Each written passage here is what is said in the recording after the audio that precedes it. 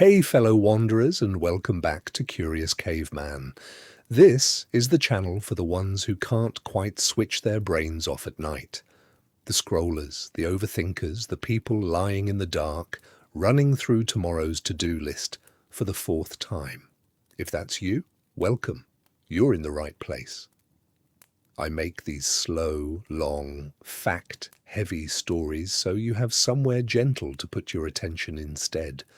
Something old enough, quiet enough, and strange enough to finally let your mind loosen its grip. If you're the kind of person who falls asleep to these, or plays them at your desk, or has one running low in the background while you cook, I'd genuinely love to know. Drop a comment and tell me where in the world you're listening from and what time it is right now for you. It's always somewhere between midnight and 3 a.m. for someone, and I like knowing who's out there in the dark with me. And if this is the kind of thing that helps you, the biggest favor you can do is just leave the video running, hit subscribe, and maybe like it before you drift off. It costs you nothing, and it tells the algorithm that slow, careful, long-form stuff like this still has a place. All right, let's sink into it. Before there were cities, before there was a wheel, a written word, a coin, a king, before anyone had ever drawn a line on the ground and called it a border, there was a small orange point of light in the dark and a circle of people sitting around it. That's it. That's where we begin tonight. Not with a monument, not with a battle, not with a name we'd recognize, with warmth and the sound of someone breathing beside you, and the low crackle of wood settling into coal. It's strange to think about, but for most of the time our species has existed, this was simply what life was. Not a hardship to be endured before something better came along, not a primitive stage on the way to us.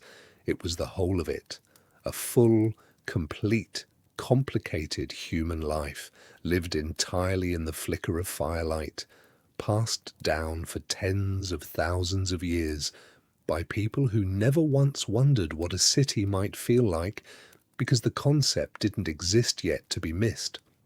Tonight, we're going back to that world, not to Rome, not to Egypt, not to anything with columns or pyramids. We're going back past all of it to roughly 12, 20, even 30,000 years before any of it existed. Back to a time when the most sophisticated piece of architecture on Earth was a shelter made of mammoth bone, and the most advanced form of memory was a story told out loud at night by the fire and passed carefully from one mouth to the next so that it wouldn't be lost. There's a particular myth we need to set down gently before we start, the way you'd set down something heavy you've been carrying too long. It's the myth of the caveman, grunting, hunched, dragging a club, barely thinking. It's such a familiar image that most of us have never actually questioned it. But it isn't true, and it was never true. The people we're about to meet were fully modern humans, same brains, same capacity for love, grief, humor, and worry. The only thing missing was everything we've built since. No clocks, no calendars pinned to a wall, no wheel yet turning anywhere. And somehow, without any of it, they built lives complex enough, warm enough, and connected enough to keep an entire species alive for hundreds of thousands of years, longer, by an enormous margin than anything that came after. So tonight, we sit by that fire together. We watch it the way they did, and slowly, chapter by chapter, we build the world around it, the mornings, the medicine, the hunts, the shelters, the children, the art, the gods, and the long, strange, unfinished argument about whether building cities was ever really worth what it cost us. Let's begin where they began, before the sun. It is still dark when she wakes, not the deep dark of midnight, but the thinner, more patient dark that sits just before dawn, when the stars have started to fade one by one, but the sky hasn't yet remembered what color it's supposed to be.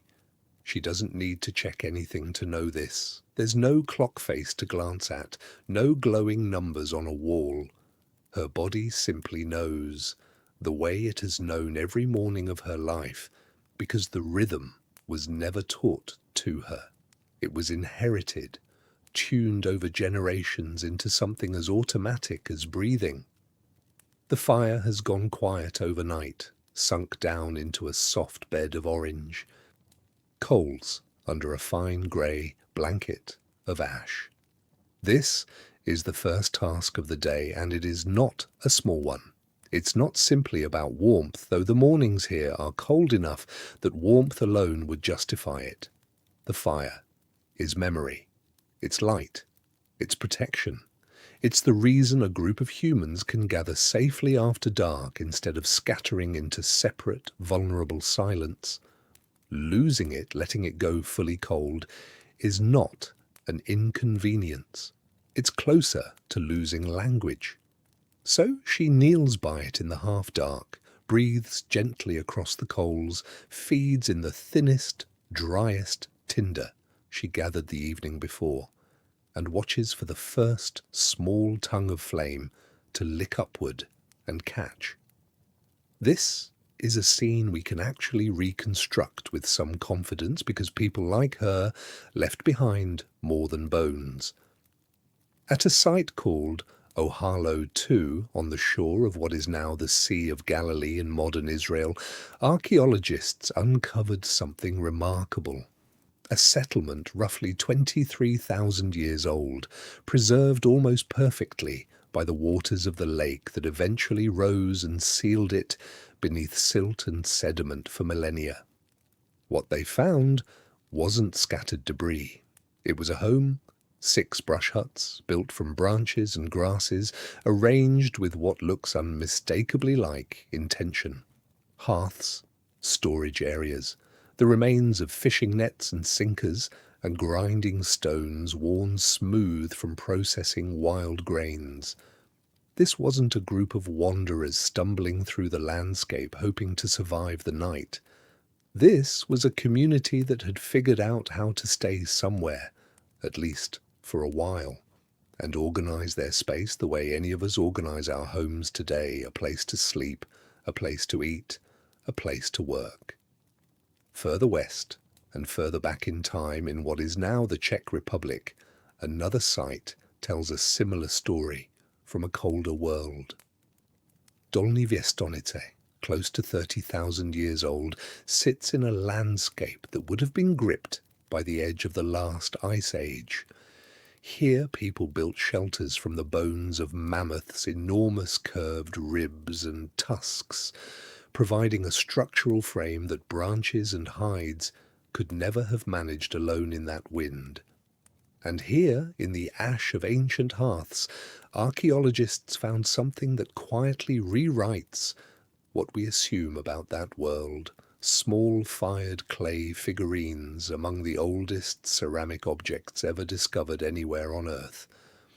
Long before anyone thought to bake clay into a bowl for holding water, someone was already shaping it into figures and firing them in the coals for reasons we can only guess at. Art, ritual, teaching, play. Maybe all of it at once. Back at our fire, as the flame steadies and begins to properly catch, the rest of the group starts to stir.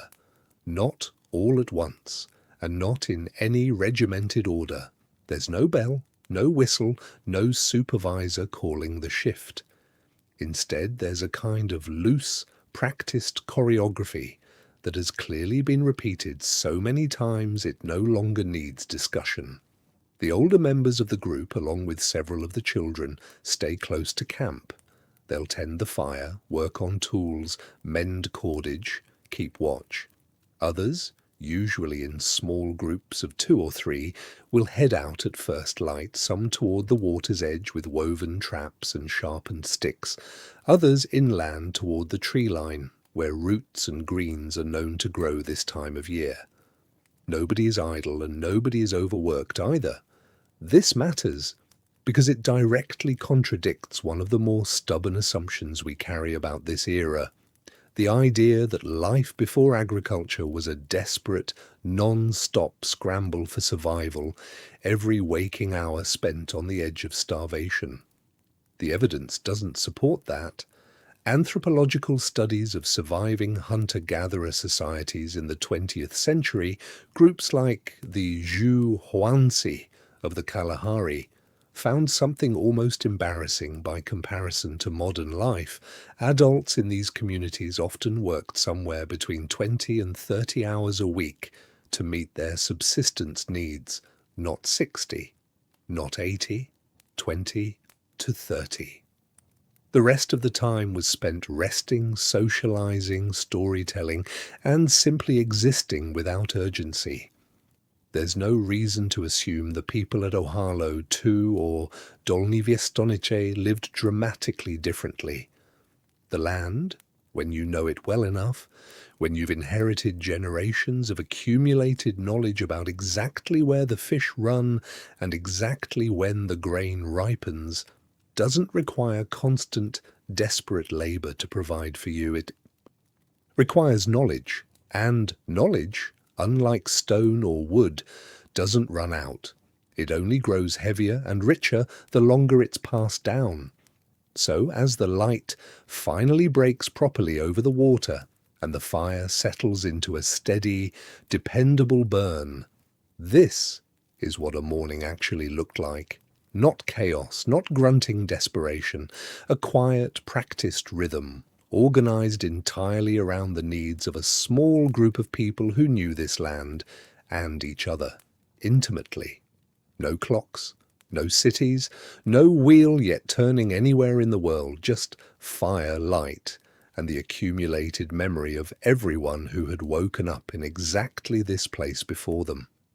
And as the day properly begins, and the small foraging parties head off into the grass and the trees, we start to understand something else about these people, something that will take us the rest of this chapter to fully appreciate. Because before there was medicine as we understand it, before there was a pharmacy or a doctor's office or a label listing dosages, there were people walking out into a landscape that most of us would find completely unreadable, and reading it like a book they had memorized since childhood. There is a particular kind of intelligence that doesn't survive well in the archaeological record, and because of that, it doesn't survive well in our imagination of the past either. We can find a stone spear point. We can hold it, measure it, photograph it. We cannot hold a piece of botanical knowledge passed down for 10,000 years through nothing but conversation. It leaves no artifact. It leaves no fossil. And so, without meaning to, we've built a picture of early humans as people primarily defined by their tools, their weapons, their stone technology. Because that's simply what happened to survive long enough for us to dig up. But walk beside the small group heading inland from Ohalo II on any given morning, and you'd quickly realize the spear was the least sophisticated thing they carried. The real technology was in their heads. Consider what's actually required to safely forage in a wild landscape. You need to know which plants are edible and which will kill you, sometimes when they look nearly identical. You need to know which parts of a plant are safe, because roots, leaves, and seeds from the very same species can carry completely different properties. You need to know which season each plant appears in, how it changes as it matures, how to prepare it to neutralize toxins that would otherwise be dangerous, and how to store it so it lasts through leaner months. None of this is written down anywhere. It exists entirely in memory, transmitted person to person, generation to generation, refined slowly over spans of time so long they're difficult to properly picture. At Ohalo II itself, archaeologists recovered something extraordinary when they sifted through the preserved plant remains, evidence of more than 100 distinct plant species being used by this single community. Not one or two staple foods, over 100. Grains, legumes, fruits, nuts, each requiring its own specific knowledge of when to gather it, how to process it, and how it fit into the wider rhythm of the year. Some of the wild cereal grasses found there show early signs of the kind of intensive, repeated harvesting that would, thousands of years later, tip over into full agriculture. This wasn't yet farming, but it was something remarkably close, an intimate, working relationship with the plant world that blurs the line we like to draw between hunter-gatherers and farmers far more than most of us assume. And this knowledge wasn't held equally by everyone. Ethnographic research into surviving foraging societies consistently shows that women, far from being passive gatherers waiting on the sidelines of the more celebrated hunt, functioned as the primary ecological experts of their communities. They were the ones who carried the detailed, cumulative botanical knowledge that kept the group fed through every season, who taught their daughters not just which plants to gather, but the entire seasonal calendar written into the landscape itself, when the first shoots appeared, when the roots grew fat and ready, when a particular bark could be stripped for cordage or medicine. Anthropologists sometimes describe this role using the term ecological anchor, and it's a good one because it captures something the word gatherer completely fails to. This wasn't passive collection. This was expertise, applied daily, with real consequences if it was wrong. We even have direct physical evidence of how this knowledge extended into medicine specifically. And it comes from one of the strangest and most delicate sources imaginable, the hardened dental plaque of people who have been dead for tens of thousands of years. At El Cedron in northern Spain, researchers studying ancient dental calculus, the calcified build-up that forms on teeth over a lifetime, identified traces of yarrow and chamomile. Both plants are bitter. Neither has any obvious nutritional value, but both have long, well-documented histories as medicinal herbs used to treat digestive trouble and inflammation. The presence of these compounds in the calculus of a Neanderthal individual who had extensive dental pathology, an individual who was clearly unwell, has led many researchers to a striking conclusion that self-medication with specific, deliberately chosen plants stretches back even further than our own species into the lives of our evolutionary cousins. Further evidence for this kind of applied plant science comes from Border Cave in South Africa, where archaeologists uncovered wooden applicator sticks stained with residues that appear to be the remnants of poison, likely used to tip hunting weapons. Producing an effective plant-based poison isn't guesswork. It requires understanding which specific plants carry the right toxic compounds, how to extract and concentrate them, and how to apply them safely without harming the person handling the weapon. This is, in every meaningful sense, early pharmacology. Not stumbled into by accident, but developed, tested, and refined by people who were paying extraordinarily close attention to the natural world around them. None of this knowledge was static either. It evolved, adapted, and spread through careful, deliberate management of the landscape itself. We can see a living echo of this in Aboriginal Australian traditions of fire stick farming, a practice of controlled, small-scale burning used for many thousands of years to clear undergrowth, encourage new plant growth, and manage the movement of game animals across the land. It isn't wild, uncontrolled fire. It's a precise inherited technology, a way of using flame not just to cook or to warm, but to actively shape an entire ecosystem in the community's favour.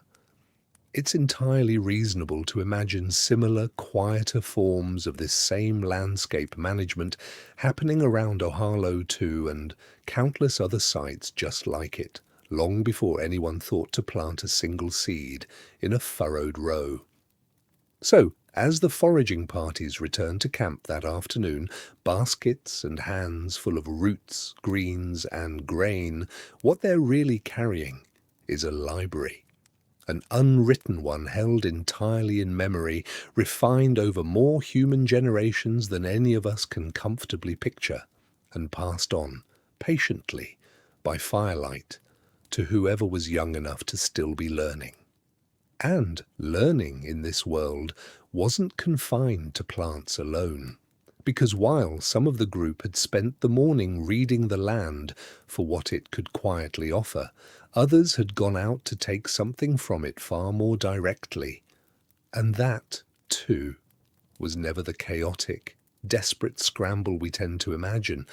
There's an image that's been burned into popular imagination for so long it barely registers as an image anymore. It just feels like a fact. A lone, hulking man, dragging a heavy wooden club, stumbling toward some unlucky animal in a fit of brute desperation. It's the default caveman silhouette, and like most of what we've inherited about this era, it is almost entirely wrong. The archaeological record tells a very different story, and it tells it in wood and bone that has, against enormous odds, survived. At a site called Schöningen in Germany, buried in what was once the mud of an ancient lakeshore, archaeologists uncovered a set of wooden spears nearly 400,000 years old.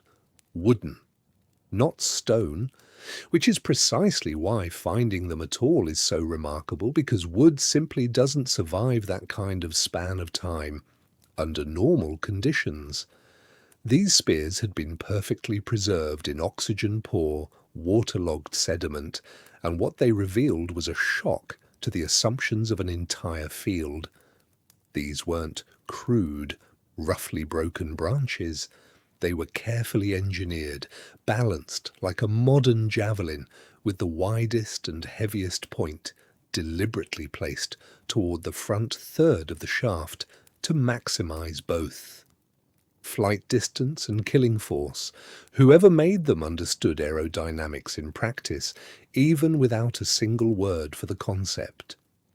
Even older evidence comes from Boxgrove in England, where, roughly 500,000 years ago, someone hunted large game with a level of precision and coordination that leaves very little room for the old idea of opportunistic, chaotic violence. The wear patterns on the animal bones found there, along with the careful placement of the wounds, suggest targeted, deliberate hunting strategies, not desperate scavenging or lucky ambush. To understand why this matters so much, you have to think through what a successful hunt actually requires from a group of people armed with nothing but wood, stone, and coordinated bodies. You cannot simply run at a healthy adult bison and expect to win.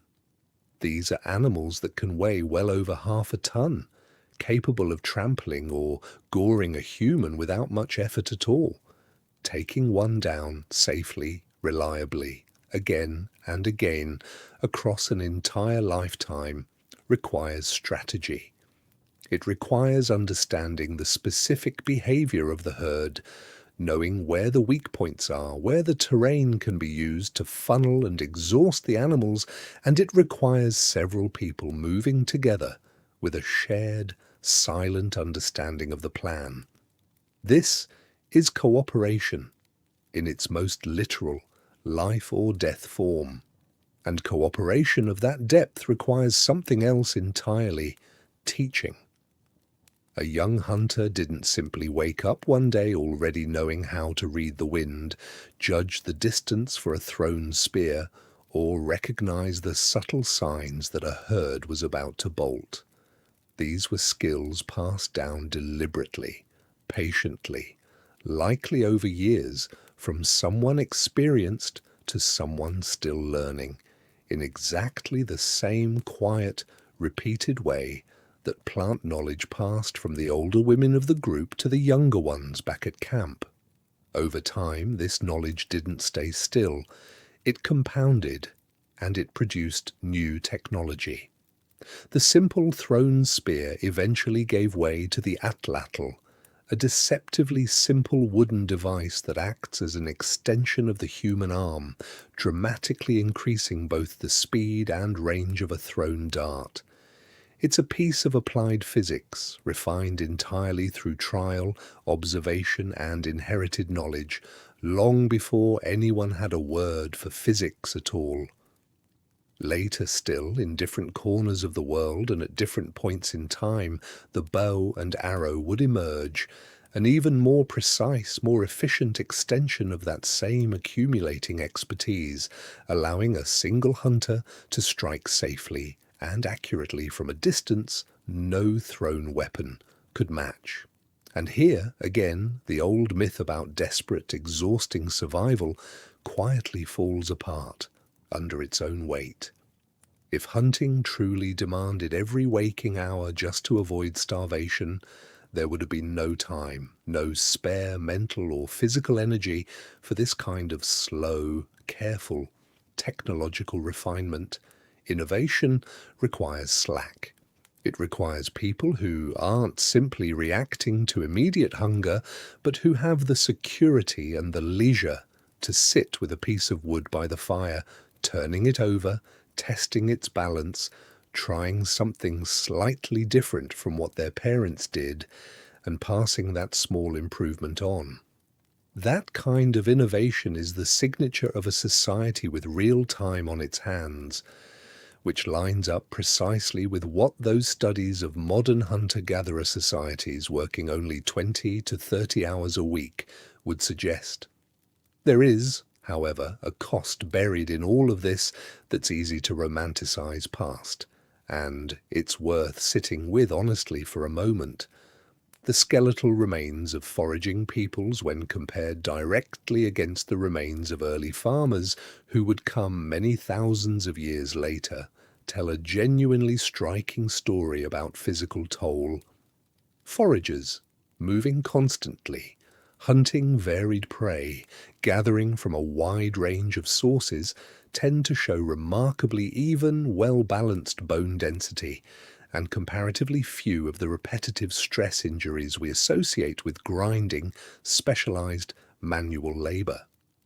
Early farmers, by contrast, tied to the same repeated motions of tilling, grinding grain, and sowing seed day after day, year after year, often show significant joint degeneration and evidence of harder, more repetitive physical strain.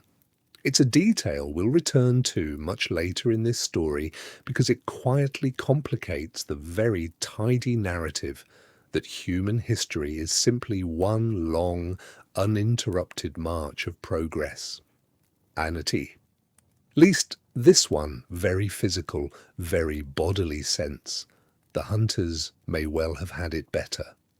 But belonging to a successful hunting group required something beyond physical skill, something that shaped every single aspect of daily life around that fire we started this story beside. It required minds capable of holding an enormous amount of different knowledge all at once, and switching fluidly between all of it, sometimes within the very same hour. If you tried to sum up, in a single modern word, what any one adult in this community actually was, you'd struggle to land on just one. Because they weren't specialists in the way we understand the term today. They were, by pure necessity, almost everything at once. Consider what a single adult living at a site like Ohalo II or in the mammoth bone camps of Dolny Viestonitz genuinely needed to know just to get through an ordinary week. They needed the botanical knowledge to identify 100 different plant species and understand exactly how and when to safely use each one. They needed geological knowledge to recognize which stones would flake predictably into a sharp, usable edge, and which would simply shatter uselessly under a hammerstone. They needed to track, reading subtle disturbances in soil, grass, and broken branches to understand which animals had passed through recently and where they were likely headed. They needed a working, practical grasp of meteorology, an intuitive sense of shifting wind, cloud, and pressure honed from a lifetime of paying close attention, because a sudden storm could mean the difference between a successful hunt and real danger. Botanist, geologist, tracker, meteorologist, and that's before we've even mentioned toolmaker, healer, storyteller, or teacher. This wasn't shallow general knowledge either. Some of the era's most impressive stonework demonstrates a level of forward planning that researchers now sometimes describe as blueprint thinking. The Levallois technique, a method of carefully preparing a stone core so that a single, precisely predictable flake can be struck off with a controlled, predetermined shape, requires the maker to mentally picture the finished tool before a single strike has been made. It's not trial and error, it's planning several steps ahead, holding the entire sequence of the process in your mind before your hands ever move. That is a genuinely modern cognitive skill, being applied by people we've spent centuries dismissing as primitive. Alongside this careful, deliberate planning came another, quieter kind of technological genius, modularity. Later in this same broad era, toolkits shift toward what archaeologists call microliths, small, standardized stone blades designed specifically to be combined together, set into wooden or bone handles using resin or plant fiber binding. If one small blade chipped or dulled, it could simply be replaced, without discarding or remaking the entire tool. This is, in essence, an early form of modular design, the same basic engineering logic behind a modern multi-tool or a printer with a replaceable cartridge, worked out by hand in stone tens of thousands of years before anyone had a word for engineering at all. This same drive towards specialized, refined technology shows up again at Katanga, in what is now the Democratic Republic of Congo, where researchers uncovered barbed bone harpoon points dated to roughly 90,000 years ago. These aren't generalized, all-purpose weapons. They are purpose-built fishing technology, carefully carved with backward-facing barbs, specifically designed to prevent a struggling catfish from slipping back off the point once speared. It represents a level of specialized design most of us would associate with a much later, more recognizably advanced period of human history. And this deep, patient intelligence wasn't only turned outward toward survival, it was turned inward as well toward meaning, memory, and status. At Sungir, in modern Russia, archaeologists uncovered a burial containing thousands of carefully carved ivory beads, arranged in patterns suggesting they had originally been sewn directly onto clothing. Producing beads at this scale is a staggering investment of time and labor. Each individual bead required careful, repetitive shaping and drilling, likely taking the better part of an hour to complete properly, meaning the full burial assemblage represents many thousands of hours of collective, deliberate work. This is not something a struggling, purely survival-focused society spends its time on. This is a society with enough security, enough surplus time and energy to pour extraordinary effort into honoring its dead and marking the status of its living. So, who were these people really, stepping out from the fire each morning into a cold, unmapped world?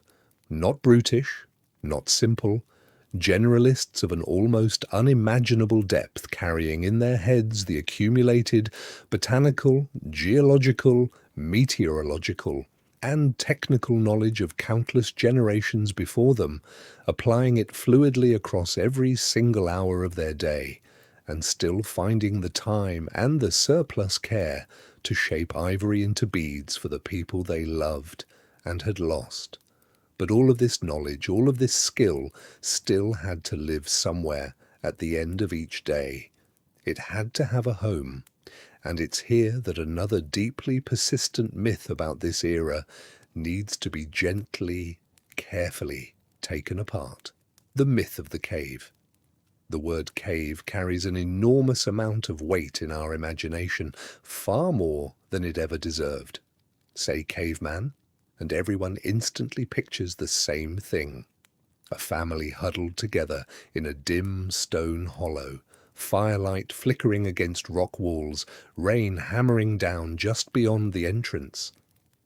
It's such a deeply embedded image that most of us have never stopped to ask a fairly obvious question. If people were living in caves the whole time, why do we find so few caves that actually look lived in? The honest answer is that caves were rare, geographically limited, and often surprisingly inconvenient places to live full-time. They're cold, they're damp. Many are difficult to access, poorly ventilated for a fire, and located nowhere near reliable water or food sources. What the archaeological record actually shows, again and again, is that people built their own shelters, and built them well, using exactly the materials the landscape offered them. At Terra Amata, on the Mediterranean coast near modern Nice, archaeologists uncovered the remains of oval-shaped huts dating back roughly 400,000 years, built from branches bent and lashed together, likely covered with hides or bark, with a central hearth carefully positioned to shelter the flame from the sea wind. This is architecture, not accidental shelter stumbled into, but a deliberate, repeatable design, built the same basic way across multiple occupations of the same site, suggesting the people returning here already knew, from experience passed down, exactly how to build a home that worked. Further north, and much later in time in what is now Ukraine, the site of Mezherich reveals something even more astonishing: houses built almost entirely from the bones of mammoths. Enormous, curved tusks form archways, skulls and long bones stack into load-bearing walls. This is not a desperate improvisation. Building a structure like this requires the bones of dozens of individual mammoths, meaning either sustained, successful hunting over a long period, or the careful, deliberate collection and stockpiling of bones from animals that died naturally.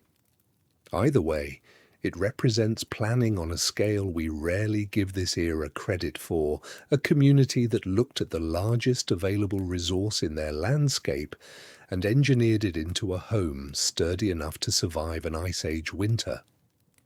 This broader building tradition, associated with what archaeologists call Pavlovian culture, often involved semi-subterranean design, dwellings partially dug into the earth itself, using the ground as natural insulation against brutal cold, with the excavated material sometimes banked up around the outer walls to block wind.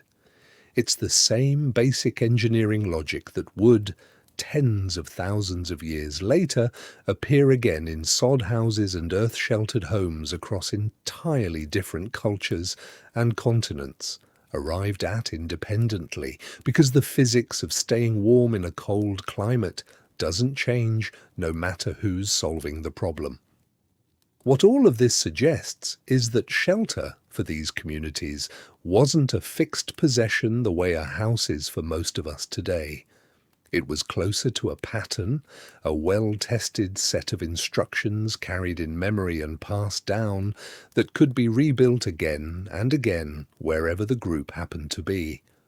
Mobility wasn't a sign of instability or failure. It was a genuine strategy, one that allowed people to follow the seasonal movement of game, the ripening of specific plants, the changing availability of water without ever being trapped by a fixed structure they couldn't leave behind. In a world without granaries or stored surplus, staying flexible enough to move toward abundance rather than wait passively for scarcity to pass was, in a very real sense, resilience. And within these shelters, whatever their shape, whatever material had built them, the same core unit of human life continued night after night. A family, or several families gathered close, and children growing up completely immersed in it. Childhood in this world looked almost nothing like childhood as most of us understand it today, and the difference isn't really about toys or games. It's about who was doing the raising.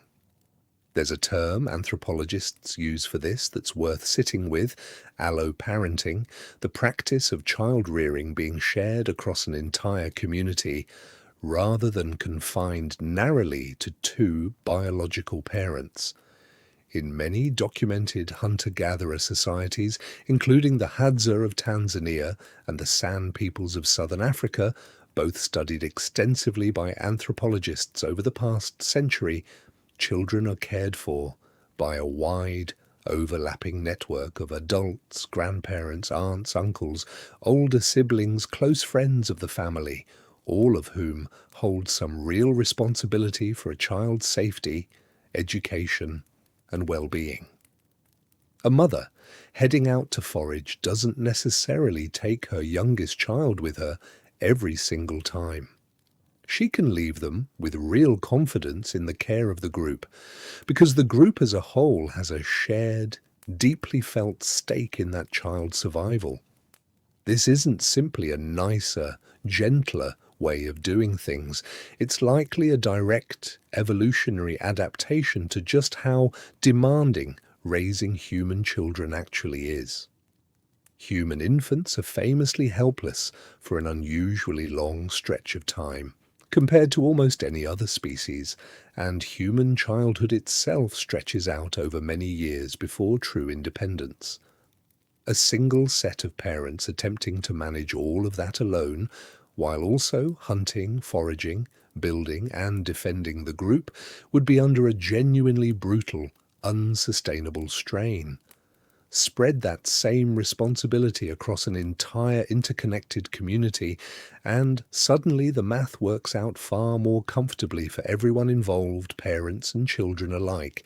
Learning itself in this world wasn't something that happened in a separate room, at a separate time, cut off from the flow of daily life.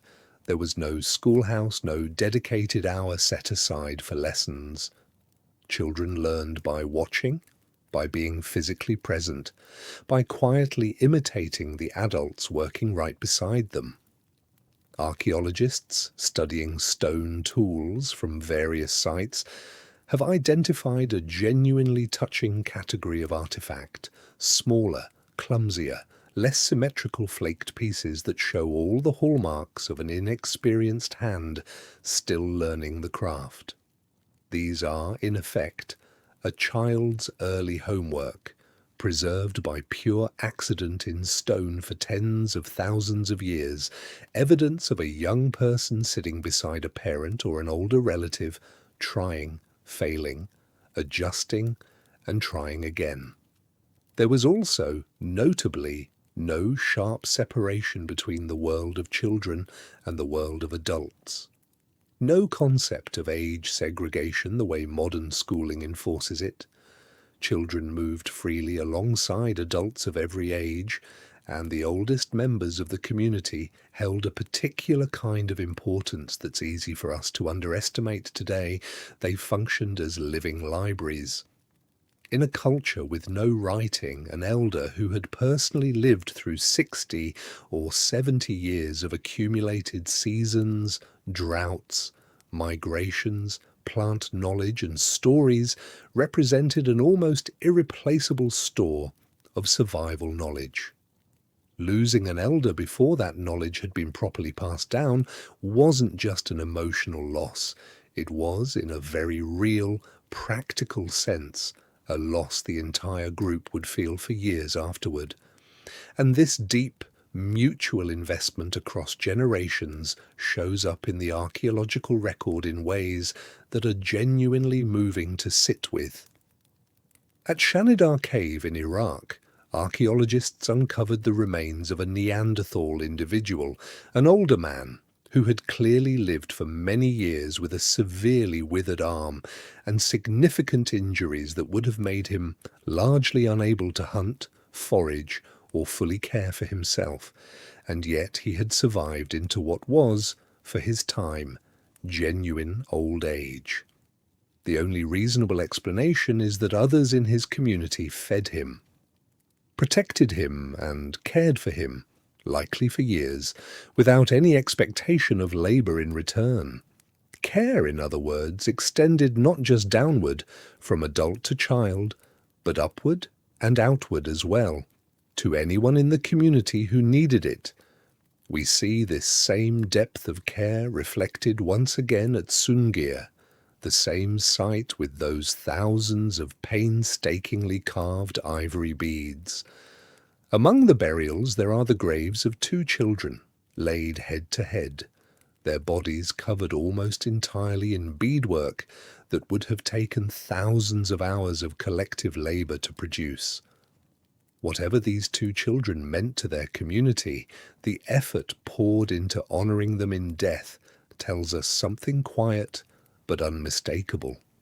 That childhood, even in a world without written history, without permanent walls, without a single clock anywhere in existence, was held as something precious, something worth an extraordinary amount of communal time, care, and grief. And as the light faded each evening, and the foragers and hunters returned, and the children were gathered in from wherever they'd wandered, all of that accumulated knowledge, all of that shared communal care folded back into the one place it had started from that morning, the fire. There's a reason we keep circling back to it in this story. The fire wasn't simply a tool for warmth or for cooking, though it was certainly both of those things. It was the actual social and psychological centre of an entire way of life. The anchor point every single day was organised around and returned to. Think about what the fire actually made possible that nothing else in this world could. Darkness, for most of human evolutionary history, meant danger, predators, cold, disorientation, the genuine risk of injury or death simply from not being able to see. Fire pushed all of that back. It extended the useful day well past sunset, creating a protected pocket of light and warmth in which people could finally stop working, stop watching the horizon quite so anxiously, and simply be present with one another. Some researchers have gone so far as to describe fire as a kind of original archive, the very first stable, safe space in which human culture in the fullest sense, songs, stories, teaching, memory, could actually take root and be passed on night after night, generation after generation. We have real, physical evidence of what happened in that firelight beyond simple conversation. At Hohlefels and Geisenklösterle, 2 caves in what is now Germany, archaeologists uncovered some of the oldest known musical instruments in the world, flutes carved with real precision from bird bone and mammoth ivory, dating back roughly 40,000 years. Carving a functional, properly tuned flute from bone is not a casual, idle activity. It requires patience, fine motor skill, and a genuine understanding of how airflow and hole spacing produce different notes. Someone sat beside a fire like this one, working slowly and carefully, testing and adjusting, purely to bring music into the world. And where there was music, there was very likely dance and ritual as well. Ethnographic studies of surviving hunter-gatherer cultures, particularly the San peoples of southern Africa, document trance dances that can stretch on for hours, rhythmic, repetitive movement combined with sustained clapping and singing, gradually shifting participants into altered states of consciousness that are understood within these cultures as deeply healing, both physically and emotionally. It's entirely plausible, even likely, that something similar was happening around fires like this one, tens of thousands of years earlier, long before any of it was ever written down. This is also very probably where language itself grew into its fullest, richest form, not merely as a practical tool for coordinating a hunt or naming which plants were safe, but as genuine storytelling. The fire created exactly the right conditions for it, a safe, contained space, an attentive audience with nowhere else pressing to be, and long, unhurried hours of darkness to fill. It's not hard to imagine the earliest myths, the earliest explanations for where the animals came from, why the stars moved the way they did, what happened to a person after they died, first taking shape in exactly this setting. One voice speaking into the warm dark, and a circle of faces lit orange, listening. There's a phrase that's sometimes used to capture all of this, only half in jest. Fire as the first therapist. And there's real substance underneath the metaphor. Modern neuroscience has found that simply watching a fire lowers blood pressure and measurably reduces stress, likely tied to ancient, deeply wired associations between firelight and safety. Group settings built around shared warmth and closeness are also linked to the release of oxytocin, the same hormone strongly associated with bonding, trust, and emotional regulation. It's entirely reasonable to imagine that these nightly gatherings functioned as something close to communal emotional processing, a space where the fear of a close hunt, the grief of a recent loss, or the simple accumulated stress of the day could be spoken aloud, shared, and gently metabolized by the group as a whole, rather than carried alone in silence. And once you start looking at fire this way, not merely as a tool, but as the true organizing center of daily life, you start to notice something else entirely. Fire didn't just structure the evening. In a world with no clocks, no calendars, and no written record of any kind, fire may have been one of the very first ways human beings learned to measure and understand time itself. Without a single clock anywhere in existence, how do you actually know what time it is? The honest answer for most of human history is that you don't, not in the precise mechanical sense we take entirely for granted today. But that doesn't mean time went unmeasured. It simply means it was understood completely differently, not as a straight line marching relentlessly forward, but as a cycle, a wheel, endlessly turning and returning, and fire sat right at its center. Consider the most basic, universal rhythm this fire created every single day. It was fed and tended in the cold hours before dawn. It burned steadily through the light of the day, sometimes banked low if the group moved off to forage or hunt.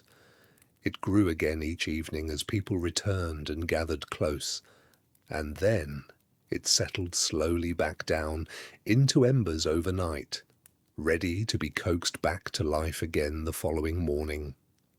This wasn't simply a practical routine, it was, in a very real sense, the group's clock, its metronome, the steady, repeating pulse that every other daily activity was organized around. And this cyclical understanding of time extended out far beyond the single day. Seasons turned and turned again. Animals migrated along the same paths, year after year, plants ripened, were harvested, and grew back the following year in the same places. In a world genuinely lived this closely against the natural rhythm of the land, time wouldn't have felt like a line stretching off into some distant, unknowable future. It would have felt like a great slow wheel, one you were always somewhere on, and one that would always eventually bring you back around to familiar ground. There's a striking, almost literal record of this cyclical rhythm preserved in the ash left behind at long-occupied hearth sites, when a fire is used, allowed to die down, and then relit again and again across many years in the very same spot. It leaves behind visibly distinct layers of ash and charcoal, each one a physical trace of a single occupation, a single return to this place. Archaeologists excavating these layered hearths are, in a very real sense, reading a kind of calendar, each stratum a silent record of one more turn of the yearly cycle, one more generation gathering in the same spot their parents and grandparents once did. Fire also carried deep symbolic weight, tied directly to the natural cycle of birth, death, and renewal that these people witnessed constantly all around them. A fire is born from almost nothing, a single spark catching in dry tinder. It grows, it lives, consuming fuel and giving off light and warmth in return, and eventually, inevitably, it dies back down into cold ash. And yet, from that very same ash, with the right care and the right spark, it can be born again. It's difficult to imagine this pattern going unnoticed by people who depended on it completely, and equally difficult to imagine it not becoming, quite naturally, a powerful, lived metaphor for the wider cycle of life itself, birth, growth, death, and the possibility of renewal. There's a more speculative, but genuinely fascinating thread of modern neuroscience worth mentioning here as well. Researchers studying the brain's so-called default mode network, the collection of regions that activate during quiet, unfocused, inward-drifting states of mind, have found that this same network becomes notably active during meditation and during other calm, low-stimulation activities. Some researchers have pointed specifically to fire gazing as a strong candidate for triggering this same state, a kind of natural, built-in meditative practice that our ancestors may have been unknowingly engaging in every single night of their lives, simply by sitting quietly and watching the flames. If true, it suggests something quietly profound, that long before anyone had a word for mindfulness or a formal ritual for meditation, humans may have already discovered a version of it, purely by gathering close to a fire and letting their minds settle into its familiar, hypnotic rhythm. And it was into exactly this reflective, quieted state of mind, gathered close around the fire's steady glow, that another presence would eventually, cautiously, begin to enter the circle. Not a story this time, not a memory, but something alive, watching from just beyond the light, deciding slowly, over many generations, whether it was safe enough to come closer. There's a particular kind of bond that doesn't fit neatly into the category of ownership, or the category of pure practical use, and the earliest relationship between humans and dogs sits squarely in that uncomfortable, fascinating middle ground. The old, familiar version of this story goes something like this. Humans captured wolf pups, tamed them through force and repetition, and bred them over generations into the obedient, useful animal we now call the dog. But the evidence increasingly points towards something far stranger and far more mutual than simple domination. At Bonn Oberkassel in Germany, archaeologists uncovered a burial roughly 14,000 years old, containing the remains of 2 humans and a dog, all buried together, deliberately, as a group. Analysis of the dog's remains revealed something genuinely moving. It had suffered from a serious illness, likely canine distemper, at some point in its young life, an illness that would have left it extremely weak and almost certainly unable to hunt, forage, or fend for itself for an extended period. And yet the analysis shows it survived that illness for weeks, possibly months, before eventually dying. The only real explanation is that it was cared for during that time, fed, and looked after by the very people it was eventually buried alongside, at real cost to them, with seemingly no immediate practical benefit in return.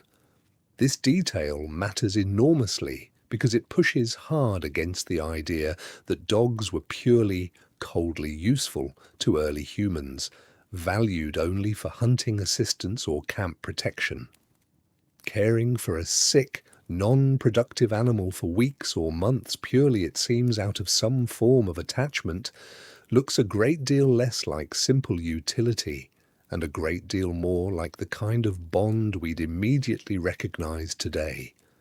This has led many researchers toward what's now often called co-evolution theory, rather than a straightforward story of capture and conquest. The idea is something closer to mutual selection, a slow, patient process unfolding over many thousands of years. Wolves that were naturally somewhat less fearful of human camps might have begun lingering at the edges, drawn by the discarded bones and scraps left behind after a successful hunt.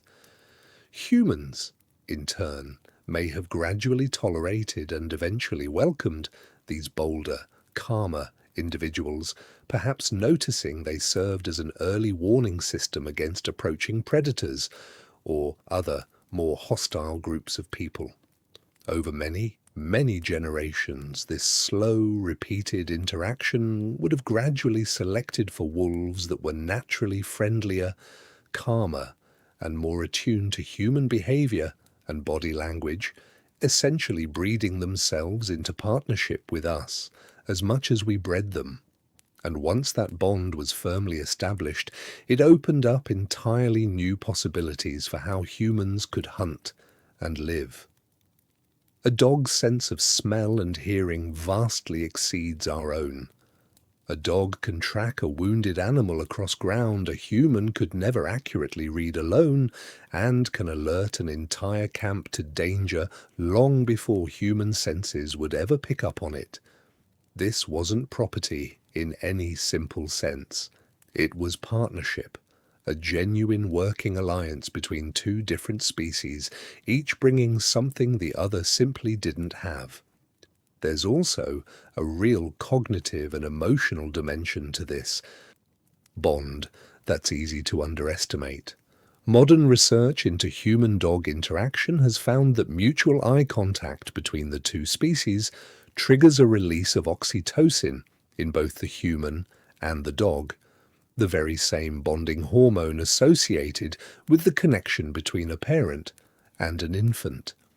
It's entirely plausible that something very similar was already happening around fires, just like the one at the center of this story, tens of thousands of years ago, a genuine, mutual, chemically reinforced emotional bond forming between 2 species that had, until quite recently in evolutionary terms, been strangers, or even outright rivals, competing over the very same prey. This first cross-species friendship would go on to fundamentally reshape human life in ways that are difficult to overstate. But it wasn't the only significant relationship taking shape in the flickering light beyond the fire's edge. Because as humans looked out into the dark, watching the shapes of animals moving at the boundary of visibility, wolves, bison, horses, great cats, something else was quietly beginning to form in their minds. Not simply an assessment of threat or opportunity, something closer to reverence. Deep inside a limestone cave in what is now southern France, so deep that not a single trace of natural sunlight has ever reached it, a group of people once ventured in carrying nothing but torches, and left behind something that would remain hidden and utterly untouched for over 30,000 years. Chauvet Cave, rediscovered only in 1994, contains some of the most sophisticated, breathtaking artwork ever created by human hands anywhere, at any point in history. Lions caught mid-stride, their shoulders tensed with visible motion, horses rendered with subtle, deliberate shading to suggest depth and volume. Rhinoceroses locked in what appears to be genuine combat. This isn't primitive scratching. This is confident, skilled, deeply observed art, created by people who had clearly spent countless hours closely watching these animals in life, studying exactly how their muscles moved, how their weight shifted as they ran. At Lascaux, another French cave complex, slightly younger at roughly 17,000 years old, we find an even more mysterious and often debated image known simply as the shaft scene. It depicts a wounded bison, entrails visibly spilling from its side, standing over what appears to be a falling human figure, rendered with a bird's head, rather than a recognizable human face. Nearby stands a simple bird-topped staff. No one can say with any real certainty exactly what this scene depicts. A hunting accident, a shamanic vision, a myth we no longer have any way of understanding. What we can say is that it clearly meant something significant enough to the people who painted it, that they carried torches deep into total darkness, to a chamber that offered no shelter, no warmth, and no practical use whatsoever, purely to create and preserve this specific, deliberate image. Halfway around the world, on the island of Sulawesi in modern Indonesia, archaeologists have found cave art that may be even older still, and every bit as sophisticated. Painted scenes depict human-animal hybrid figures actively hunting alongside recognizable wild pigs and dwarf buffalo, dated to more than 45,000 years ago. These paintings weren't isolated from the wider world. They emerged, entirely independently, on the opposite side of the planet from Chauvet and Lascaux, and yet they share strikingly similar underlying themes: animals rendered with real anatomical care and reverence, and human figures blurred deliberately together with animal characteristics.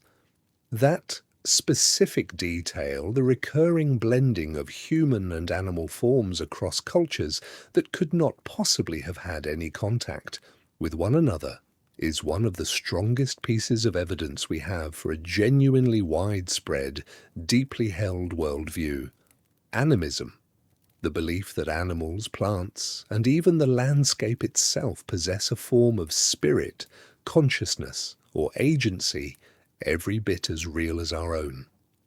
In an animist worldview, a lion isn't simply a dangerous predator to be avoided or hunted. It's a being with its own presence, own power, and own place within a wider, interconnected web of the world, one that might be honored, communicated with, or even called upon for help. This helps explain something that has puzzled researchers for a long time: why this remarkable art so often appears deep, inside caves that were clearly never lived in, far beyond the reach of daylight, far from any hearth or evidence of ordinary domestic life. These caves weren't homes. They functioned as something else entirely, something closer to a shrine, a threshold, a boundary space specifically set apart from ordinary daily existence and reserved for something the people considered genuinely sacred. In the cave of Trois Frères, also in France, one particular painted figure has become especially famous and especially debated: a being with the antlers of a stag, the ears of an owl, the paws of a bear, and eyes that appear distinctly, unmistakably human, standing upright and gazing directly outward at the viewer. Researchers have come to know this figure simply as the sorcerer.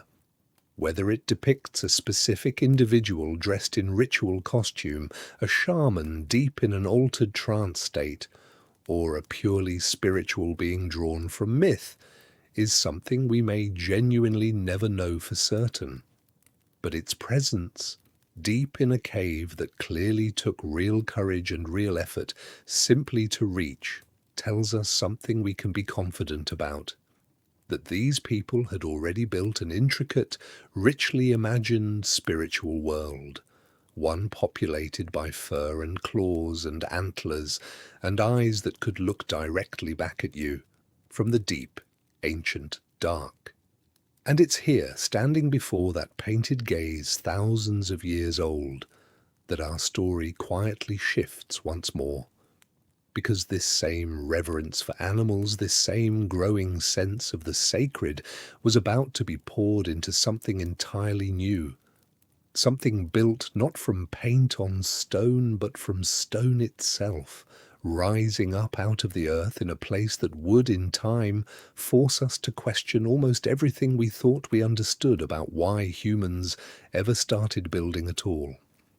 There's a hill in southeastern Turkey, unremarkable to look at from a distance, just a gentle rise in an otherwise fairly ordinary stretch of landscape near the modern city of Şanlıurfa.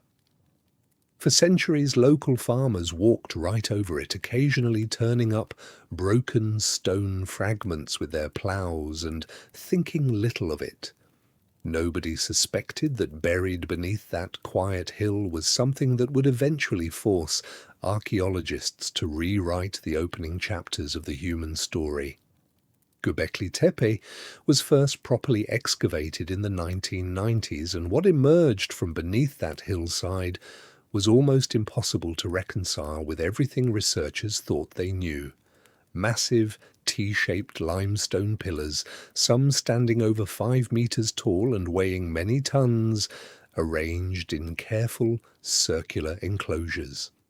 Many of the pillars are covered in detailed, skillfully carved reliefs: foxes, snakes, vultures, boars, scorpions, rendered with real artistic sophistication. And the age of the site, confirmed through multiple independent dating methods, was staggering. Roughly 12,000 years old, older than Stonehenge by some 7,000 years, older than the pyramids of Egypt by an even wider margin. This wasn't simply an old site, it was, by a considerable distance, the oldest known monumental structure ever built by human hands anywhere on the planet. But the truly disorienting part wasn't just the age, it was who built it. For most of the 20th century, the standard narrative of human development ran in a fairly clean, linear sequence.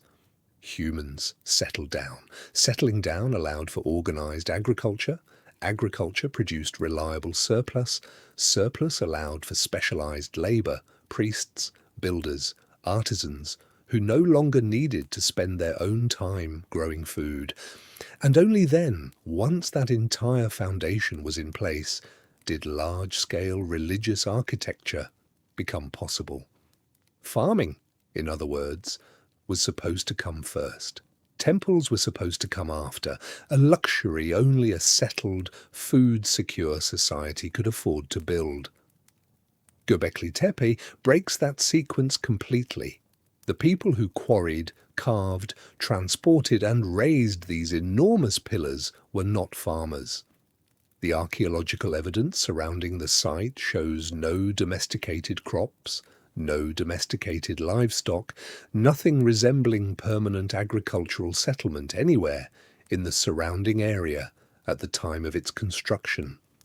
These were hunter-gatherers, the very same kind of highly skilled, deeply knowledgeable foraging people we've spent this entire story getting to know, moving seasonally across the landscape, following game and wild grain.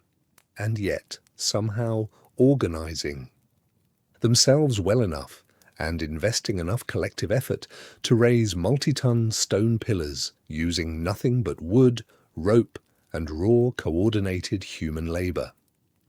This single fact quietly overturns one of the most fundamental assumptions in the entire story of civilization. It suggests, quite powerfully, that the drive toward organized religious and communal ritual may not have been a luxury that agriculture eventually made possible. It may have been a genuine cause, one of the very forces that helped push scattered hunter-gatherer groups toward the kind of large-scale, sustained cooperation that farming would later require. People, it seems, were willing to organize themselves, gather in large numbers, and commit enormous shared effort towards something sacred long before they were willing to do the same, purely for reliable food. So what was Göbekli Tepe actually for? Here, honestly, the evidence runs out, and we're left with genuinely competing theories, none of which has been definitively proven. And it's worth sitting with that uncertainty rather than rushing past it. One leading theory points to astronomy. Some researchers have proposed that certain carvings and the specific orientation of certain pillars may encode observations of stars or seasonal solar events, suggesting the site may have functioned, at least in part, as an early calendar, a fixed point from which to track and predict the turning of the seasons, useful for anyone trying to anticipate exactly when migratory herds would return or when wild grain would ripen. A second theory centers on ancestor worship. The carved animals themselves, foxes, vultures, snakes, scorpions, are overwhelmingly predators, scavengers, and venomous creatures, rather than the herd animals that would have made up the bulk of the group's actual diet. This pattern has led some researchers to suggest these carvings may represent totemic ancestors or protective spirits tied to specific clans or family groups, gathering here periodically to honor a shared, symbolic lineage. A third theory, and one that fits neatly with everything we already know about the deeply social, cooperative nature of foraging life, points toward feasting. Excavations at the site have uncovered enormous quantities of animal bone, predominantly gazelle, showing clear signs of large-scale butchery and cooking, alongside evidence of massive stone vessels likely used for brewing something fermented from wild grain. It's entirely possible that Göbekli Tepe functioned, at least in part, as a kind of pilgrimage site, a place where dispersed, seasonally mobile groups gathered periodically for enormous shared feasts, ritual, and celebration, before dispersing again across the landscape for another year. None of these explanations necessarily excludes the others.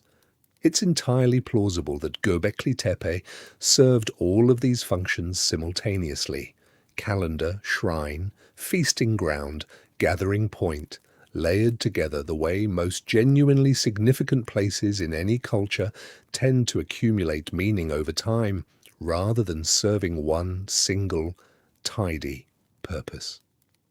What we can say with confidence is this: long before the first city wall was ever raised, long before the first field was ever ploughed, humans were already gathering in large, organized numbers, investing staggering amounts of collective labor, purely in service of something they considered sacred. The temple, it turns out, may genuinely have come before the city, and then, after standing for many centuries, actively used, expanded, and rebuilt across multiple generations, something happened at Göbekli Tepe. That is, in its own quiet way, every bit as strange and unexpected as its original construction. The people who had built it chose to bury it. This wasn't decay. This wasn't the slow, passive collapse of an abandoned structure left to crumble under wind and rain over the centuries. The evidence at Göbekli Tepe points to something far more deliberate.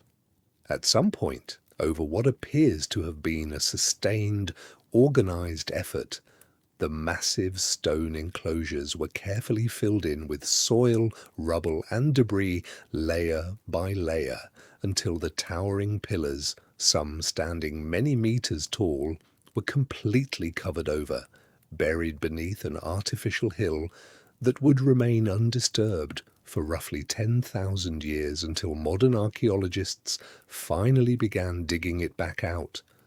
Deliberate backfilling on this scale requires an enormous, coordinated amount of labor.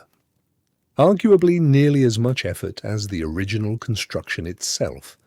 Someone had to physically transport and place all of that fill material, working across what may well have been years, if not generations.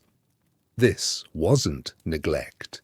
This was a decision made and carried out by an entire community, or successive generations of a community, to intentionally, permanently close this place. Why would anyone go to that much trouble to bury something they had gone to even greater trouble to build? One theory suggests this may have functioned as a form of ritual closure, not unlike the way many cultures throughout history have deliberately sealed, decommissioned, or ceremonially retired sacred spaces once their purpose had been fulfilled, or once the specific community or generation connected to that particular structure had moved on. In this reading, burial wasn't destruction, it was completion, a final, respectful act performed at the natural end of a site's working life, sealing it away rather than simply allowing it to be abandoned and forgotten through neglect. A second, more speculative theory reaches toward something closer to grief, sometimes described by researchers as a form of ecological mourning. The centuries during which Göbekli Tepe was actively used overlapped directly with one of the most significant transitions in the entire span of human history, the shift, happening gradually all around this same region from foraging toward early, tentative farming. The wild landscapes these hunter-gatherer communities had known intimately for countless generations, the very landscapes their entire spiritual and practical worldview had been built around, were beginning to change in ways that would have been keenly, painfully felt. It's entirely possible that burying this shared, ancient sacred site represented something like a final, formal farewell to that older way of life, a symbolic closing of one world before stepping forward, uncertainly, into another. A third interpretation treats the burial as something closer to a boundary marker in time itself, a way of physically, deliberately separating what came before from what was about to come after. And whether or not the people who filled in those enclosures 10,000 years ago consciously understood it this way, that's precisely how it reads to us now, looking back. Göbekli Tepe sits almost exactly at the hinge point between two entirely different eras of human existence. Before it, the deep, sprawling expanse of the Paleolithic, hundreds of thousands of years of foraging, firelight, and fluid, mobile life. After it, the beginning of something new, settled, structured, and permanently, irreversibly different. Because not far from Göbekli Tepe, in roughly the same region, around roughly the same span of centuries, something else was quietly taking root. Wild grasses were beginning to be gathered and planted again in the very same fixed plots of ground, year after year.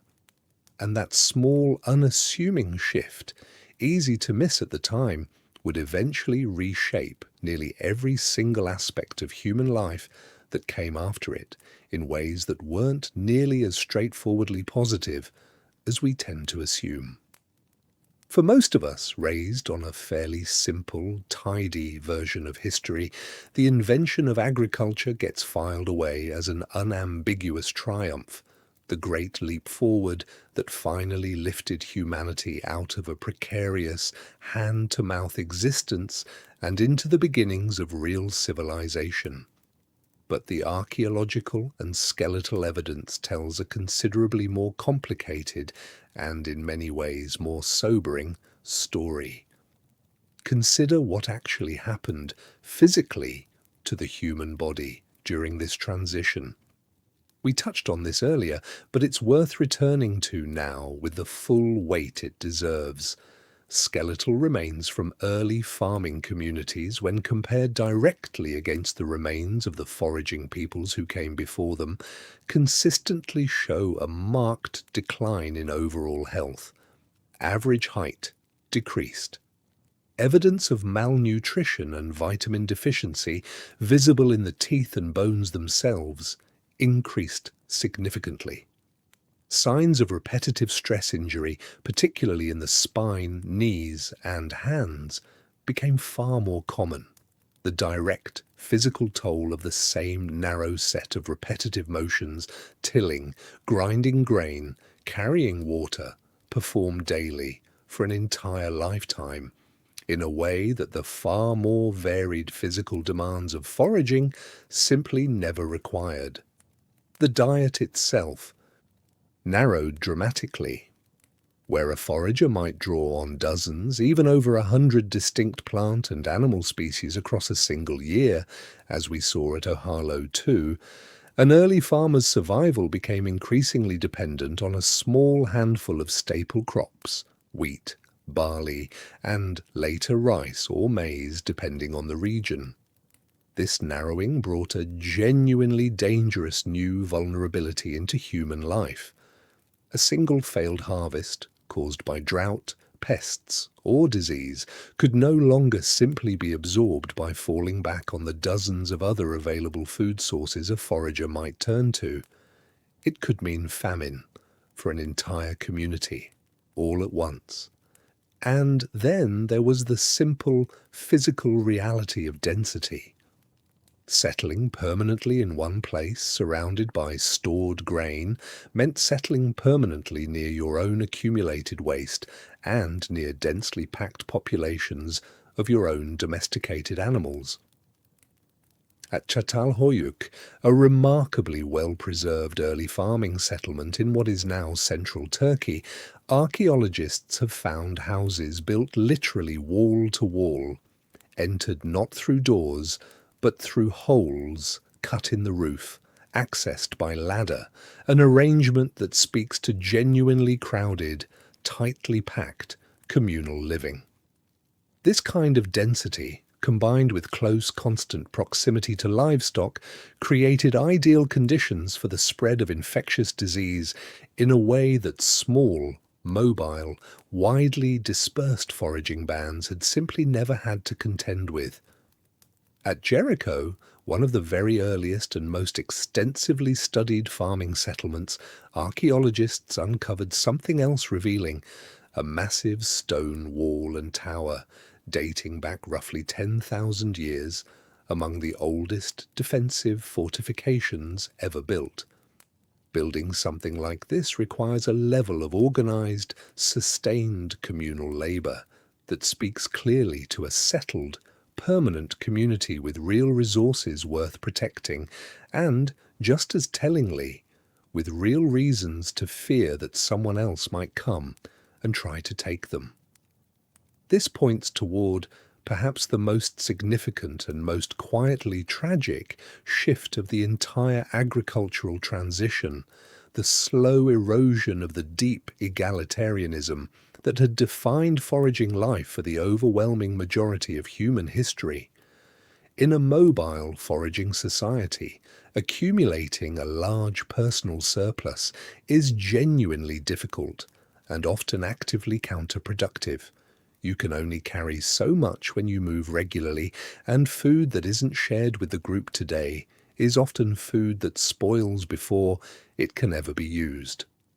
This practical reality tends to naturally enforce a fairly flat, egalitarian social structure, reinforced further by widespread, well-documented cultural norms among foraging peoples that actively discourage boastfulness or the hoarding of resources, and that place real, consistent social pressure on anyone who tries to set themselves visibly above the rest of the group. Farming shattered that natural check almost immediately. Grain, unlike fresh meat or foraged greens, can be stored, sometimes for years, and stored surplus can be accumulated unevenly by some families more successfully than others, and eventually inherited, concentrated, and defended. Archaeological evidence from early farming settlements increasingly shows real, measurable differences beginning to emerge between households. Some homes, notably larger than others, containing more valuable stored goods and finer possessions, a level of visible material inequality that simply has no clear equivalent in the archaeological record of foraging societies that came before. None of this is to suggest that agriculture was some kind of terrible mistake, or that the people who gradually adopted it were somehow worse off in every conceivable way. It clearly eventually allowed human populations to grow far larger than foraging ever could have sustained, and it laid the essential groundwork for nearly everything that would follow: writing, cities, and the vast, complicated, remarkable world we live in today. But it's worth sitting honestly with the genuine cost of that transition, rather than simply filing it away as an unambiguous, uncomplicated improvement. Something real was given up in that exchange, and the people living through it slowly over many generations, without fully realizing the scale of what was changing around them, felt that cost directly, in their bones, in their health, and in the changing, hardening shape of their own societies. And alongside these physical, social changes, something else was quietly shifting too, something harder to see in bones or ruins, but every bit as consequential: the fundamental human relationship with time itself. We spent an earlier chapter with fire as the great cyclical clock of the Paleolithic world, tending, dying, and rekindling in an endless, repeating rhythm that mirrored the turning of the seasons and the turning of entire lives. That cyclical understanding of time, participatory, sacred, endlessly renewing, didn't disappear overnight with the arrival of farming, but it began, gradually and then quite rapidly, to be layered over, and eventually largely replaced by something colder, more linear, and far more concerned with control. Consider what a farming community actually needs. In a way, a foraging band simply never did: precise, reliable, advanced knowledge of exactly when to plant and exactly when to harvest. Get either timing meaningfully wrong, and an entire year's harvest, and quite possibly an entire community's survival through the following winter, could be lost.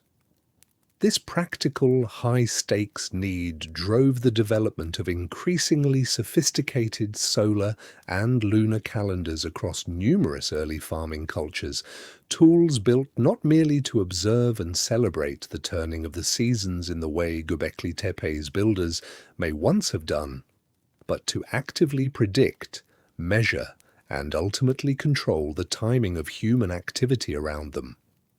This shift becomes even starker, even more revealing, when we look at the earliest known origins of writing itself. Cuneiform script, developed in ancient Mesopotamia and widely celebrated today as one of humanity's greatest intellectual achievements, the very foundation of written language and, by extension, recorded history, did not begin its life as poetry or myth or sacred scripture. The overwhelming majority of the earliest cuneiform tablets ever recovered are inventories and tax records, lists of grain, records of livestock, careful, precise accounting of exactly who owed what to whom. Writing, in other words, was born primarily as a tool of administration and control, of tracking and managing stored surplus, long before it ever became a vehicle for story or myth in the way we tend to romantically imagine today. This represents a genuinely profound shift in how human beings related to time itself, one worth sitting with carefully. In the cyclical, Paleolithic model we've followed throughout this story, time was something you moved through and participated in together as a community, endlessly returning, endlessly renewing, marked by fire, by season, by the turning of shared, sacred ritual. In this new emerging linear model, time increasingly became something to be tracked, scheduled and, quite explicitly, something you could owe. A debt came due on a specific day. A tax was collected at a specific point in the calendar. A harvest was expected by a specific, non-negotiable date.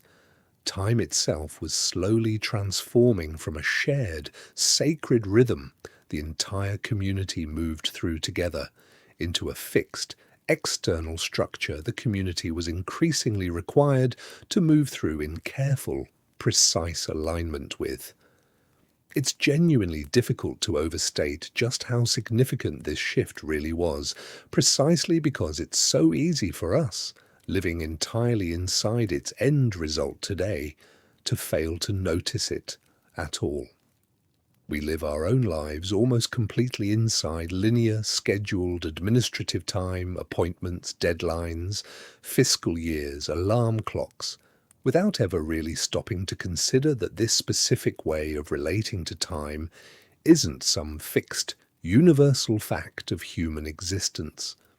It's a genuine invention, one that emerged directly out of the practical administrative demands of early agriculture, and one that would go on to become so deeply, thoroughly embedded in nearly every human society that followed, that most of us today have real trouble even imagining a meaningfully different alternative. And this brings us, finally, to the strangest and most quietly unsettling turn in this entire story. Because that same fundamental shift away from cyclical, participatory time and toward linear, scheduled, administrative time didn't simply end with the invention of writing or the rise of the earliest cities. It never really stopped. And the nervous system each and every one of us carries around inside us today, the one currently reading or listening to this very sentence, was never actually built for the world that shift eventually produced. Here is a genuinely strange and genuinely important fact to sit with quietly for a moment. In evolutionary terms, agriculture is astonishingly recent. If you compress the entire span of human evolutionary history down into a single 24-hour clock, agriculture doesn't arrive until somewhere in the final few minutes before midnight. Cities, writing, and everything we think of as recognizable civilization arrive even later still, crammed into the very last handful of seconds. And yet the fundamental biology we're each individually carrying around inside us today, our nervous systems, our stress responses, our sleep cycles, our deep, wired need for close, ongoing social connection, was shaped almost entirely across that vastly longer stretch of time. The hundreds of thousands of years we spent as foragers, moving through small, tightly connected bands, closely tuned to fire, to season, and to the physically present people immediately around us. This is the essential core of what researchers call evolutionary mismatch theory, and it's worth taking seriously, because it offers a genuinely useful lens for understanding a great deal of modern, everyday distress that otherwise tends to get quietly, and often unfairly, filed away as purely personal failure. Take sleep as one clear, concrete example.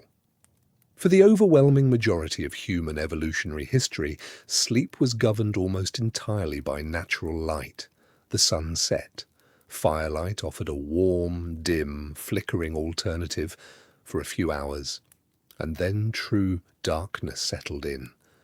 Compare that to a typical modern evening bathed in the bright, unrelenting blue spectrum glare of screens and overhead lighting, often continuing right up until the moment we finally attempt, usually with real difficulty, to fall asleep. Our fundamental biology, still tuned to that older, firelit rhythm, simply isn't well equipped to handle this. The widespread modern struggle with sleep isn't in most cases a simple, isolated personal failing. It's a genuine, direct mismatch between an ancient, firelight-tuned nervous system and a relentlessly, artificially lit modern environment it was never designed to navigate. Movement tells a strikingly similar story. Foraging life, as we've explored throughout this story, wasn't defined by grueling, non-stop physical labor, but it did involve regular, varied, low-intensity movement woven naturally throughout an ordinary day. Walking, foraging, carrying, building, in a way that's almost entirely absent from a great deal of modern life, especially work spent sitting at a desk for 8 or more consecutive hours. Our bodies, still fundamentally built for that older, more varied pattern of regular movement, tend to respond to prolonged modern stillness with real, measurable physical and even psychological distress. Loneliness is perhaps the starkest and in many ways the most painful example of this deeper mismatch. We spent an earlier chapter examining the deep, wide, overlapping social networks of alloparenting, where child-rearing and indeed nearly every meaningful aspect of daily life was genuinely shared across an entire community of aunts, uncles, grandparents, and close friends. Compare that directly to the far smaller, far more isolated nuclear households that increasingly define modern life, sometimes with barely any regular meaningful contact with extended family or close community at all. Human beings evolved over hundreds of thousands of years as a genuinely, deeply social species, one whose entire nervous system expects close, frequent, reliable connection with a wide circle of familiar others as an absolutely basic condition of ordinary daily life. Modern loneliness at real epidemic scale across much of the developed world isn't simply an unfortunate, isolated personal circumstance. It's a direct, measurable symptom of exactly this kind of deep structural mismatch.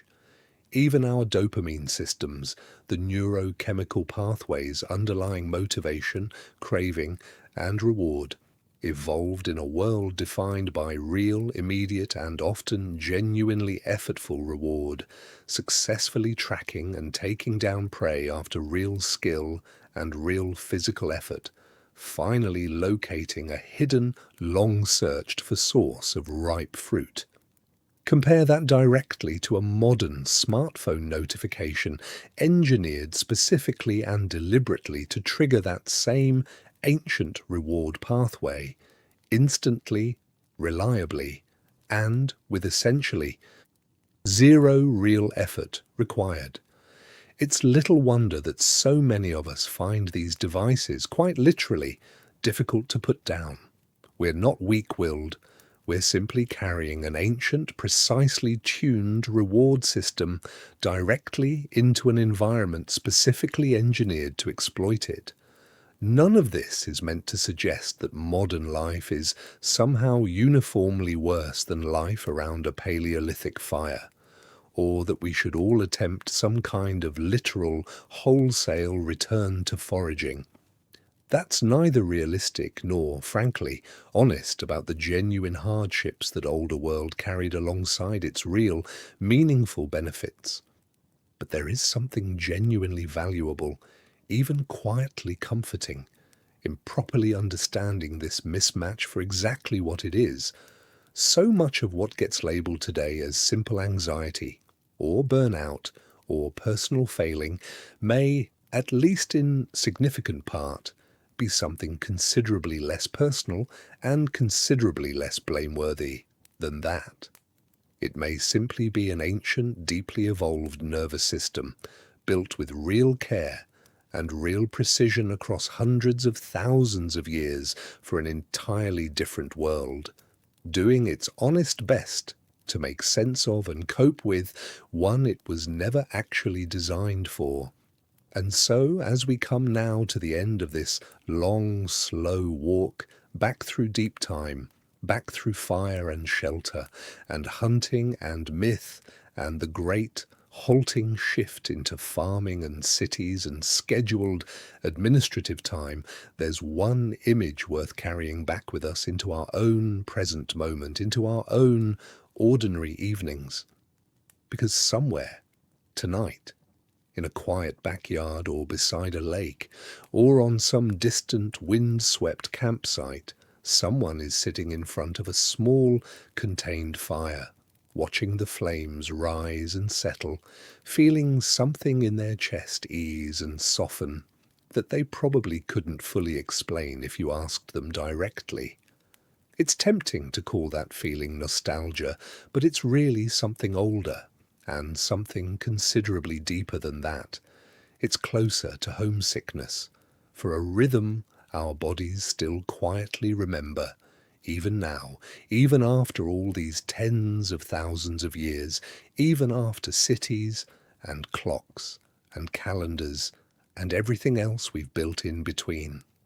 We already touched on the neuroscience earlier in this story, that measurable physical drop in blood pressure that comes simply from watching a fire, that gentle release of oxytocin that comes from sitting close and warm in genuine, unhurried company with other people. None of that biology has gone anywhere. It's still sitting quietly inside every one of us tonight, largely unused in a world of screens and central heating and carefully scheduled calendars, but still there, still fully intact, still ready.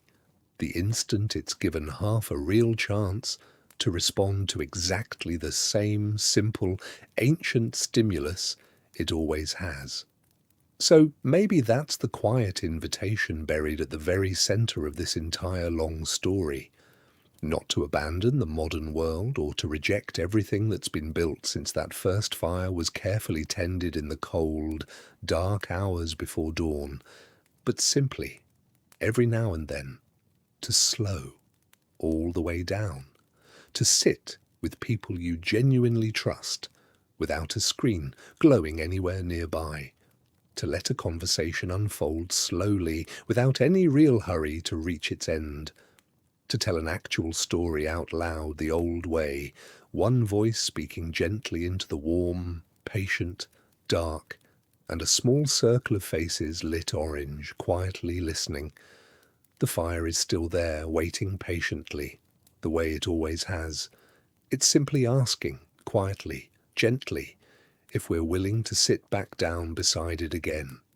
Thank you for spending this long, slow stretch of time with me tonight and for letting Curious Caveman keep you company through it. If this is the kind of story that helps you drift off or helps you focus or simply gives your mind somewhere quieter to rest for a while, I'd genuinely love to hear about it in the comments. And if you'd like more evenings exactly like this one, you know what helps. Like, subscribe, and maybe sharing it with someone else who could use a slower, quieter night too. Rest well, wherever you are. I'll see you back here by the fire next time.